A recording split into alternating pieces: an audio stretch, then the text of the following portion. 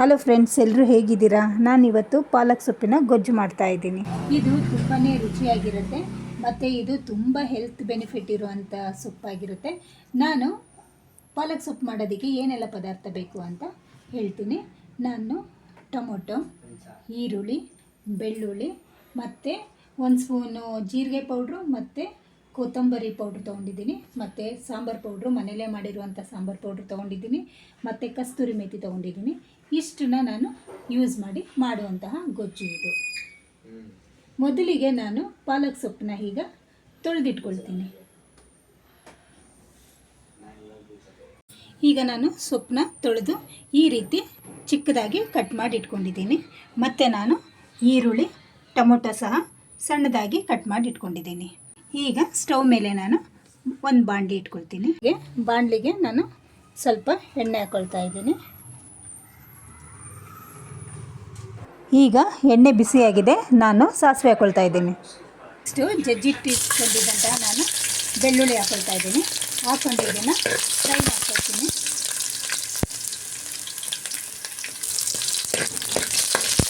ಸ್ವಲ್ಪ ಕರಿಬೇವು ಹಾಕ್ಕೊಳ್ತಾ ಇದ್ದೀನಿ.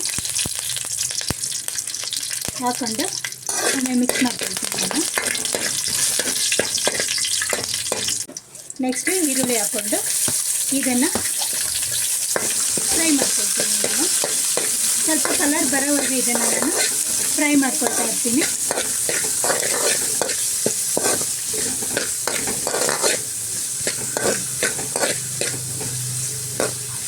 ಈರುಳ್ಳಿ ಫ್ರೈ ಆಗಿದೆ. ಈಗ ನಾನು ಟೊಮೊಟೊ ಹಾಕ್ಕೊಳ್ತಾ ಇದ್ದೀನಿ. ಟೊಮೊಟೊ ಹಾಕ್ಕೊಂಡು ಟೊಮೊಟೊ ಸ್ಮೂತ್ ಆಗೋವರೆಗೂ ಚೆನ್ನಾಗಿ ಫ್ರೈ ಮಾಡ್ಕೊಳ್ತೀನಿ ನಾನು. ಟೊಮೊಟೊ ಸ್ಮೂತ್ ಆದರೆ ಚೆನ್ನಾಗಿರುತ್ತೆ ತಿನ್ನುವಾಗ. ಚೆನ್ನಾಗಿ ಫ್ರೈ ಮಾಡ್ಕೊಳ್ತೀನಿ. ನಾನು ಸ್ವಲ್ಪ ಕಸ್ತೂರಿ ಮೇಥಿ ಹಾಕ್ಕೊಳ್ತಾ ಇದ್ದೀನಿ. ಹಾಕ್ಕೊಂಡು ನಾನು ಮಿಕ್ಸ್ ಮಾಡ್ಕೊಳ್ತೀನಿ. ಕಸ್ತೂರಿ ಮೇಥಿ ಹಾಕಿದ್ರೆ ಒಳ್ಳೆ ಫ್ಲೇವರ್ ಸಹ ಬರುತ್ತೆ. ನಾನು ಸಾಂಬಾರು ಪೌಡ್ರ್ ಹಾಕ್ಕೊಳ್ತಾ ಇದ್ದೀನಿ. ಮತ್ತು ನಾನು ಜೀರಿಗೆ ಪುಡಿ ಮತ್ತು ಕೊತ್ತಂಬರಿ ಬೀಜದ ಪುಡಿನ ಹಾಕ್ಕೊಳ್ತಾ ಇದ್ದೀನಿ. ಹಾಕ್ಕೊಂಡು ಇದನ್ನು ನಾವು ಚೆನ್ನಾಗಿ ಮಿಕ್ಸ್ ಮಾಡ್ಕೊಳ್ಬೇಕು. ಎಲ್ಲ ಕಡೆಗೂ ಇದು ಮಸಾಲೆ ಪದಾರ್ಥ ಸೇರಿಕೊಳ್ಬೇಕು. ಹಾಗಾಗಿ ಇದು ಚೆನ್ನಾಗಿ ಮಿಕ್ಸ್ ಮಾಡ್ಕೊಳ್ತೀನಿ ನಾನು. ಕಟ್ ಮಾಡಿ ಇಟ್ಕೊಂಡಿದ್ದಂಥ ಪಾಲಕ್ ಸೊಪ್ಪನ್ನ ಹಾಕ್ಕೊಳ್ತಾ ಇದ್ದೀನಿ ಇಲ್ಲಿಗೆ.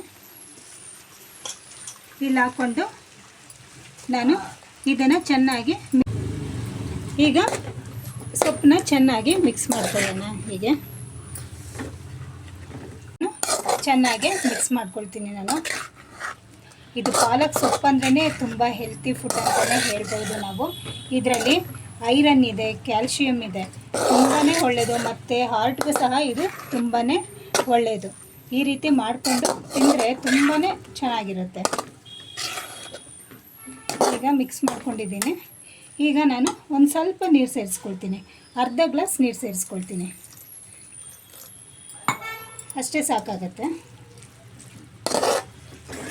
ರುಚಿಗೆ ತಕ್ಕಷ್ಟು ಉಪ್ಪು ಹಾಕ್ಕೊಳ್ತಾ ಇದ್ದೀನಿ. ಮತ್ತು ಸ್ವಲ್ಪ ನಾನು ಅರಿಶಿನ ಹಾಕ್ಕೊಳ್ತಾ ಇದ್ದೀನಿ. ನೀರು ಇಷ್ಟು ಸಾಕು ಅಂತ ಅನಿಸುತ್ತೆ. ಬೇಕಾದರೆ ನೀವು ಇನ್ನು ಸ್ವಲ್ಪ ನೀರನ್ನ ಸೇರಿಸ್ಕೊಳ್ಬೋದು. ಇದನ್ನು ಚೆನ್ನಾಗಿ ಮಿಕ್ಸ್ ಮಾಡಿ ನಾವು 5 ನಿಮಿಷ ಹಾಗೆ ಬಿಟ್ಬಿಡೋಣ. ಕ್ಲೋಸ್ ಮಾಡಿ ಪ್ಲೇಟನ್ನು. ಈಗ ಹೇಗಾಗಿದೆ ಅಂತ ಒಮ್ಮೆ ನೋಡೋಣ. ನೋಡಿ, ಕುದೀತಾ ಇದೆ ಮತ್ತು ಸೊಪ್ಪು ಸಹ ಬೆಂದಿದೆ.